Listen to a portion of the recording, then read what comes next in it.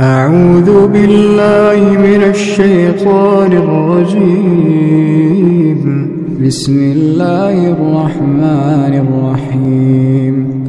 أرأيت الذي يكذب بالدين فذلك الذي يدع اليتيم